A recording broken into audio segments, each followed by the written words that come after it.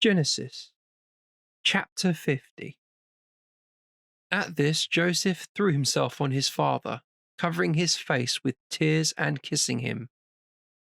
Then Joseph ordered the doctors in his service to embalm his father. The doctors embalmed Israel, and it took them 40 days, for embalming takes 40 days to complete. The Egyptians mourned him for 70 days. When the period of mourning for him was over, Joseph said to Pharaoh's household, "If I may presume to enjoy your favor, please see that this message reaches Pharaoh's ears.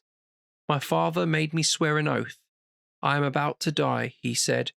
"I have a tomb which I dug for myself in the land of Canaan, and there you must bury me. So now I seek leave to go up and bury my father, and then I shall come back." Pharaoh replied, "Go up and bury your father, in accordance with the oath he made you swear." Joseph went up to bury his father, all Pharaoh's servants and the palace dignitaries going up with him, joined by all the dignitaries of the land of Egypt, as well as all Joseph's family and his brothers, along with his father's family. They left no one in the land of Goshen but their dependents, with their flocks and their cattle. Chariots also and horsemen went up with them. It was a very large retinue. On arriving at Goren ha-Atad, which is across the Jordan, they performed there a long and solemn lamentation, and Joseph observed 3 days' mourning for his father. When the Canaanites, the inhabitants of the land, witnessed the mourning at Goren ha-Atad, they exclaimed, "This is a solemn act of mourning for the Egyptians." For this reason they called this place Abel Mizraim. It is across the Jordan. His sons did what he had ordered them to do for him. His sons carried him to the land of Canaan and buried him in the cave in the field at Machpelah opposite Mamre, which Abraham had bought from Ephron the Hittite as a burial plot. Then Joseph returned to Egypt, he and his brothers, along with all those who had come up with him for his father's burial.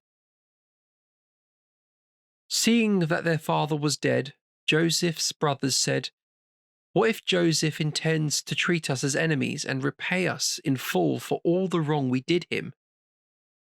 So they sent this message to Joseph. "Before your father died, he gave us this order. You must say to Joseph, 'Oh, forgive your brothers their crime and their sin and all the wrong they did you. Now therefore we beg you, forgive the crime of the servants of your father's God.'" Joseph wept at the message they sent to him. His brothers came themselves and fell down before him. "We present ourselves before you," they said, "as your slaves." But Joseph answered them, "Do not be afraid. Is it for me to put myself in God's place?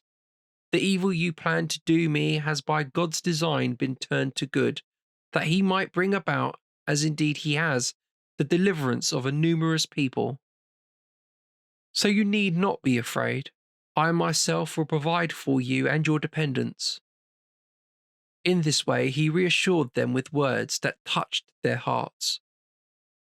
So Joseph stayed in Egypt with his father's family, and Joseph lived 110 years. Joseph saw the third generation of Ephraim's children, as also the children of Machir, Manasseh's son, who were born on Joseph's lap. At length Joseph said to his brothers, "I am about to die, but God will be sure to remember you kindly and take you back from this country to the land that he promised on oath to Abraham, Isaac, and Jacob." And Joseph made Israel's sons swear an oath, "When God remembers you with kindness, be sure to take my bones from here." Joseph died at the age of 110. They embalmed him and laid him in his coffin in Egypt.